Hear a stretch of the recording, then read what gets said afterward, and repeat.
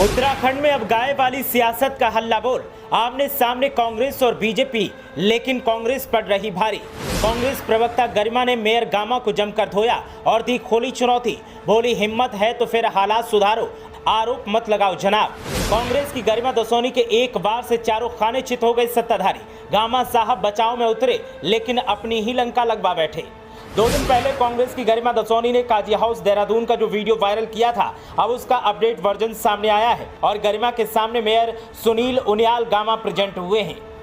Present होते ही gamma साहब ने सीधे सीधे कांग्रेस नेता के आरोपों को सिरे से नकारा और आरोप लगाए कि वीडियो पुराने हैं। लेकिन वो भूल गए कि इस बार पाला किसी टिटपुंजिया से नहीं पड़ा है, बल्कि सामने कांग्रेस की शेरनी है, जो जब दहाड़ मारती है तो फिर हाथ से पुख्ता सबूत भी लेकर सामने आती है, ताकि कोई सवाल दागे तो जवाब सबूत के साथ दिया जा सके। और ऐसा ही गरिमा ने किया है। मेयर सुनील उनियाल गामा को 2 टूक लहजे में जवाब देते हुए गरिमा ने कहा कि दम है तो फिर सामने आकर हालातों को कबूल करो और हालातों को सुधारने की हिम्मत दिखाओ। गरिमा का इतना कहना था कि हल्ला बोल और तेज हो गया और जो हुआ वो आगे इस खबर में हम आपको बताएंगे और बताएंगे कि देखिए कैसे उत्तराखंड में गाय वाली राजनीति का हल्ला बोल देखने को मिल रहा है। दरअसल 2 दिन पहले ही गरिमा दसोनी ने काजी हाउस के बदतर हालात में रहने को मजबूर गायों का वीडियो वायरल किया था और सरकार के साथ साथ मेयर को निशाने पर लिया था। अब उसी मामले में मेयर ने आरोपों को सिरे से खारिज करने की गुस्ताखी की तो फिर गरिमा को भी गुस्सा आ गया और उन्होंने सीधे पूरी लॉबी को निशाने पर ले लिया। गरिमा दसोनी ने कहा कि मेरी चुनौती है नगर निगम प्रशासन और महापौर सुनील उनियाल गामा को कि अगर हिम्मत है तो गौशाला को सुधारिए। उल्टा ये आरोप मढ़ने से कि वीडियो और फोटो पुराने हैं, कुछ भला होने वाला नहीं है। हाँ, जो वीडियो फोटो मैंने जारी किए हैं उनमें से 10% 2021-22 के भी हैं, लेकिन वो सिर्फ इसलिए जारी किए ताकि जनता को सनद रहे कि काजी हाउस में ये खेल कितने समय से चल रहा है। मैं आज भी नगर निगम प्रशासन को चुनौती देती हूँ कि वो मेरा फोन खंगाल सकते हैं। मेरे द्वारा भेजे गए 90% वीडियो और फोटो कल के ही हैं और फेसबुक लाइव के माध्यम से भी दूध का दूध पानी का पानी हो रहा है। जनता को यह भी बताना जरूरी था कि काजी हाउस में गौ माताओं की दुर्दशा बहुत पुरानी है।